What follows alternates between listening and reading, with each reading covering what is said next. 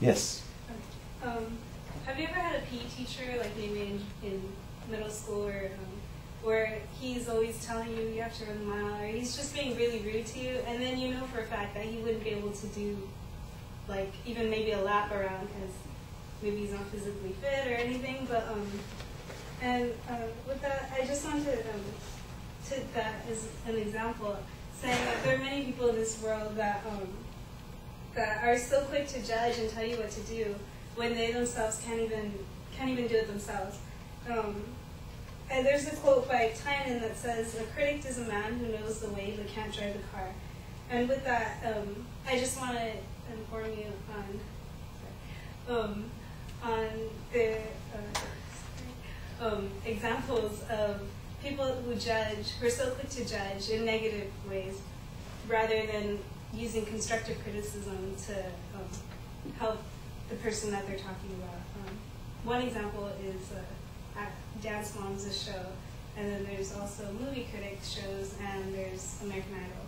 And the first show that I wanted to talk about was Dance Moms. It's a show where a woman named Abby Lee, she trains these young girls to be really great dancers, and they are, but she does it in such a negative way where she brings them down more than anything. And looking at her, you know that she wouldn't be able to do those moves, so I feel that she should be able to use positive reinforcements instead of always bringing them down and being such a critic, because you know that she wouldn't be able to do it herself. Also, there's movie critics where they're so quick to say all these negative things about a movie when, like, they wouldn't be able to act, you know, like they have to put themselves in the person's shoes and see all the hard work and effort that was put into the movie and into the acting and all the aspects of the movie. And lastly, like American Idol, everyone knows that show, Simon, how he's so quick to say all kinds of negative things to the singers, but like if you wanted if we just switched positions and he was the one singing, he might not be able to do all that. So I just feel that it's really important to have that criticism, you know, but I think you have to be able to put yourself in the person's shoes and give them constructive criticism, like thinking out about all the hard work and effort that they put into it. And yeah, thank you.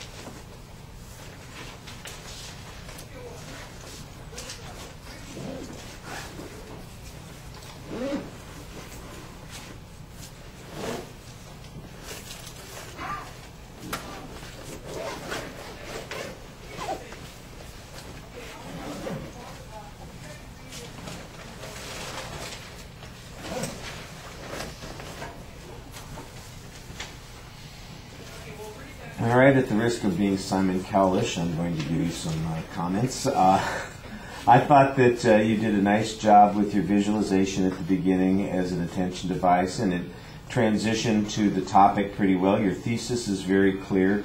You had an excellent preview about what you were going to talk about, so I know what the illustrations are going to be that you're discussing. So that I thought was solid.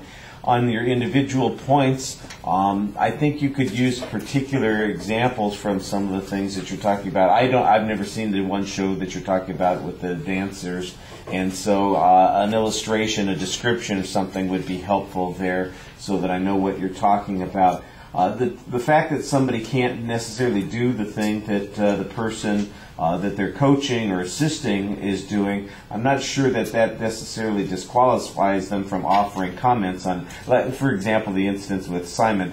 Yeah, I don't want to hear Simon sing. I'm sure I don't want to hear him sing, but that doesn't mean that he doesn't have a good ear for somebody's voice or sound or something along those lines. So I think you want to be careful about focusing too much in on those kinds of things. And instead, I like the better example about how people offer that criticism, offering a path to somebody, but maybe only they see one path, like the woman who's the dance person, who apparently feels like the only way that she can get people to do something is to browbeat them, as opposed to giving them support or showing them something. It sounds to me like the example that you're talking about there would be more about the style that the speaker's using, or that particular person's using. So everything's nicely organized, and you had a couple of good examples. So structurally, everything's pretty solid. Presentation issues, I think that you project pretty well. I think the confidence in your voice is not as consistent as it could be, although you've got good variety in your tone. When you listen back, I think you might notice that there are a couple of places where you feel a little bit uncertain. Occasionally those awkward moments are pacing issues also. Most of your anxiety seems to come out in your hands, in your face, and in your audience contact. So those will be things that you want to work at. You do a lot of the nervous kinds of things with your hands that I mentioned to a couple of other people.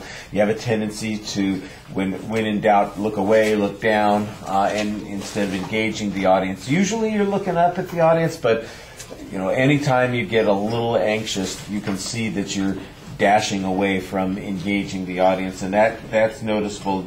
And an audience could easily, we're all a friendly group, we're all being very supportive here, but an audience can turn on you and get ugly really quick, and then you'll have a reason for looking away. All right, and the body movement was okay. We did have a little bit of that sideways thing. I'm trying to tell people, stop doing the thing with the notes on the table, because it's just, it makes you look funny while you're giving your speech. The ending also felt a little bit rushed, so I think you just sort of bailed out on the ending instead of coming back to the point and reminding us what it was that you were trying to say.